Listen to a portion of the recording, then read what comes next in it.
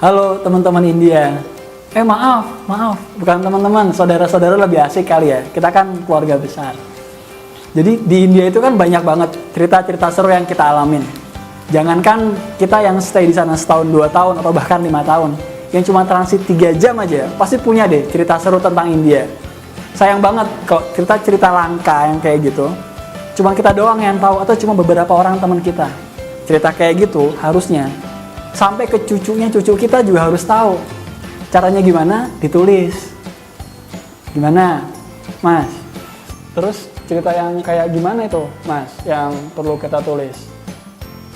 Cerita yang kayak gimana? Cerita yang paling-paling. India kan ekstrim banget tuh. Pasti teman-teman pernah ngalamin deh yang namanya cerita kita di sana paling sedih, cerita kita lagi paling melas-melasnya, nggak punya duit, yang kita lagi kesel-keselnya, lagi homesick-homesicknya, atau malah yang lagi happy-happynya di India.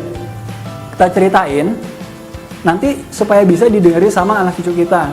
Contohnya, misalnya ini, Om Rozin udah bertahun-tahun profilnya cuma ini terus, nggak ganti-ganti. Pasti ada cerita di balik foto ini. Entah ini Holi tahun berapa, siapa kira-kira yang mungkin yang molesin bubuk Holi ke mukanya Mas Rozin gitu. Bisa jadi mungkin mbak-mbak seksi pakai kain sari yang ngolesin Mas Rozin, atau malah mungkin jangan-jangan mas-mas seksi di sebelah fotonya dia.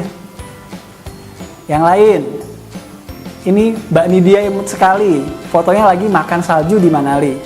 Ada cerita apa di balik ini? Mungkin ini pertama kali Mbak Nidia imut sekali ketemu salju. Ceritanya gimana? Apakah abis itu dia sakit perut gitu, saljunya bekas didudukin sama gembelin dia misalnya, atau gimana gitu? Pasti ada ceritanya di sini. Yang lain lagi, ini ada satu alumni kita, sesepuh kita, yang udah ada sejak PPI pertama kali didirikan. Ini fotonya. Ini foto peresmian PPI India tahun 97. Sampai sekarang orang ini masih ada. Yang mana ayo orangnya? Saya kasih clue ya. Dia berdiri di sebelah orang yang pakai jas.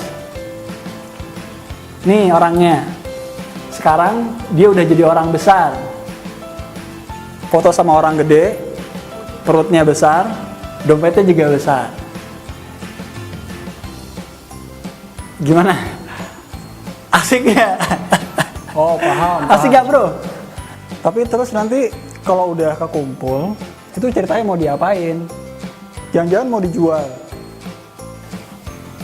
Kalau ceritanya udah kekumpul, nanti semua akan kita susun, kita layout yang rapi, kita kasih desain yang keren, dilengkapin kasih komik, bahkan nanti cerita-cerita yang paling lucu kita bikinin video parodinya. Kalau itu semua udah jadi, yang lebih hebatnya lagi, 5 cerita terbaik, dimanapun kamu berada nih, di seluruh dunia nih, kita kirimin hard copy-nya langsung ke depan pintu.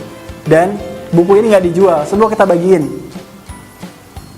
Supaya nanti, tujuannya tadi, supaya cucu kita tetap bisa tahu kalau dulu kakeknya kakek dia pernah pergi ke India dan punya cerita kayak gini. Keren. Tapi terus nanti nulisnya gimana tuh Mas? Nguploadnya juga gimana caranya? Nah, kalau ceritanya gampang, tinggal diketik aja di Word 1 atau 2 halaman. Boleh juga kamu ketik langsung di wallnya grup kita. Atau kalau masih agak-agak malu, boleh dikirim aja ke message ke tempatnya Baya besar kita, Satya Pradana. Nanti dari situ baru akan kita compile semua jadi satu kemasan yang ciamik gitu. Oh iya, sama satu lagi, jangan lupa lengkapin pakai foto supaya nanti cucu kita bisa tahu mukanya kakeknya kakek dia tuh kayak apa gitu. Gimana? Kira-kira butuh berapa lama buat nulis? 2-3 jam mungkin? 2-3 jam. Kalau Mas Guru butuh berapa lama? Kira-kira 1 hari. 2-3 jam 1 hari. Oke lah. 1 minggu ya, kita tunggu. Pilih satu cerita yang paling ditulis, nggak usah terlalu panjang juga nggak apa-apa, buat cucu kita. Jangan lupa ya, gampang kan?